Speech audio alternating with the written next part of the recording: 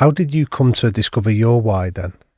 So I reached a point in my career where I had fallen out of love with my work. Superficially, my life was good. I owned my own business. We had amazing clients. We did amazing work. Doing what? What was? I had a marketing consultancy. Yeah. In New York, and I didn't want to wake up and do it anymore.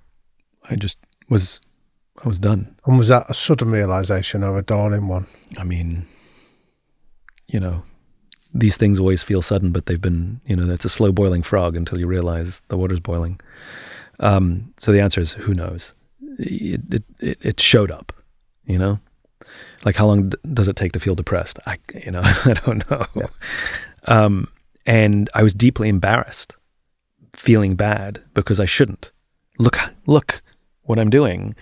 Look at the things I'm getting to do. Like I shouldn't be, depressed or, not want to go to work. And so I kept all those negative feelings to myself, which really is stupid. And the feelings got darker and darker and darker, and they feed on themselves. And that's the problem with keeping negative feelings to yourself. They fester and grow. And it got to the point where I was in really a dark place. But all of my energy went into pretending that I was happier, more in control, and more successful than I really felt. So nobody knew. Okay. And it wasn't until a very dear friend of mine came to me and said, there's something wrong. There's something different. I don't know what it is, but something's off. And for whatever reason, I opened up and came clean. And it was cathartic. It was a weight lifted off my shoulders. And all of that energy that went into lying, hiding, and faking every day, I now had new energy, renewed energy to actually find a solution. I'll spare you the long, drawn-out story, but I had already articulated this idea of the why and the golden circle to explain why some marketing worked and some marketing didn't. Okay. And it was the discovery of the human brain, the limbic brain and the neocortex, which I learned at a dinner party. I was sitting next to somebody who their dad was a neuroscientist. I mean, it was just like polite conversation, and like bells started going off. And I realized it didn't explain why marketing worked. It explained why people do what they do. And I realized this was my problem. I knew what I did. I knew how I did it, but I couldn't tell you why. That's what I needed to find. And I couldn't do it for myself. And so I brought in an outsider who had objectivity and took me through some sort of version of his process and mine. That really helped. But the more important thing was I figured out how to help my friends find their why. Sure. And that's what I started doing. I started helping my friends find their why. But there's an element of your story there, and thank you for sharing it, that I think takes courage to do that, whether it was that friend of yours that has just spotted that something is off with you, to ask you that. The courage to open up and be honest and be vulnerable with them is something that I think doesn't get referred to enough. Thank you, but I disagree. Because? I think my friend had the courage, not me. I think it's really hard when your friends say to you there's something wrong and you go, no, everything's fine, and then they let it go. Or they're not even willing to say something's off. They just it's too uncomfortable. We don't like discomfort. We certainly don't like causing discomfort, and we certainly don't want to create tension or a fight. And so we just leave it. And I think the courageous friends, the friends who truly, truly, truly love you, are the ones who will lean into that tension and go, I don't care what you say, and I know you're lying to me.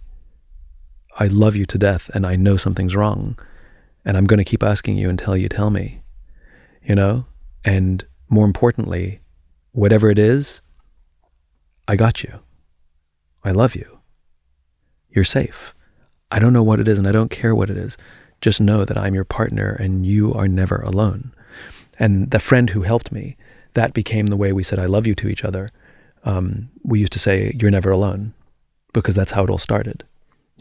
She said to me, you're not alone here. So I think she had the courage to get me to open up, and then I just stepped into the safe space. So if we accept that courage was present... For sure. There. For sure. I just won't take the credit. Yeah, no, and that's very noble of you. But I think the reason I'm asking that is because for anyone listening to this, Simon, I'm interested in you articulating what are the benefits of being prepared to ask these questions that are often that go unanswered. Yeah, I mean, human beings are, despite our own self opinions, we're not that strong and we're not that smart. But in teams and groups, we're amazing. And so trying to solve your own life problems by yourself, I've got some really bad news. You can't, which is why addiction exists. Because I can't solve these problems myself. I can't overcome the stress myself. So I'm going to drink, or I'm going to do something else that's harmful to myself, my family, and my relationships, as all addictions are. Whether you're addicted to your cell phone, addicted to alcohol, addicted to drugs, you're going to destroy your relationships. You're going to destroy yourself.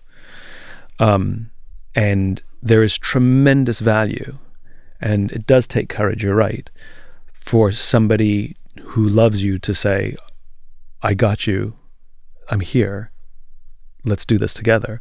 Or for you to call a friend and say, I think I'm struggling, and I think I can't do this alone. Can you help me? It's humiliating, but it is perhaps the single greatest lesson that any human being can learn, which is to say, I don't know and I need help. And if you can learn that, and you can do it in the worst of times, you can do it all the time. You can do it with silly things. And for me, I mean, for those who know my work, I regularly call myself an idiot, and I do think of myself as an idiot because I have no problem saying, I don't know. Can somebody who's smarter than me explain this to me? I'm under no false illusion that I have to present myself as the smartest person in the room, because I'm not, and where I'm good, I might know a sliver of something, but my goodness, everything else we're talking about, I know nothing. And I think being comfortable with asking for help and saying, I don't know, it turns out we're surrounded by people who want to take care of us and help us, but they don't, because they didn't think we needed it, because we were too busy presenting ourselves as perfect and having all the answers. So they just didn't. Oh. But they would if we just asked. And I have a small group of friends where we have a deal, and I have a couple of friends that are super senior, super high performing by all traditional definitions. And I remember the first time one of us called the other and said, I'm stuck, which is really difficult to do because you want to look smart and strong to people who you respect, and they're so smart and strong. And I have one of my dearest friends, he's in the military, he's a senior officer in the U.S. Air Force, it's active duty still. And I remember the first time he called me brother, which in the military is a big deal. You and I have colleagues and coworkers. They have brothers and sisters. And so they call each other brother and they call each other sister, and it's an amazing thing. And I remember the first time he said, all right, brother, I'll talk to you later. Or, hey, brother. And I was like, that means the relationship was different now, And he's a warrior. I mean, he's hardcore. He's an amazing human being. And when we get off the phone, he'll say, I love you, Or he'll text me and say, I miss you. Not just miss you, I miss you, which is way more vulnerable, And it's deeply human. And he and I are, we call each other and say, I'm struggling or I'm stuck. And sometimes it's business, I just need your opinion. But sometimes it's personal. Sometimes it's frustration, Can I talk to you? I'm so freaking frustrated. But to foster those relationships, and those relationships take a lot of work to get to. They don't just show up. And they do require risk. At some point you open up a little bit. But to have those kinds of friendships, I think, are absolutely essential to being what we would call a high-performance human being. I don't think you can be a high-performance by yourself. I don't think it exists. And anybody who does they're either not as high-performing as they think they are, or they are high-performing, but at tremendous cost. They're lonely. They need pills to start the day. They have other issues. They'll have health issues later in life. I think if you choose to be quote unquote high performing by yourself, it comes at a cost that I think is not worth it.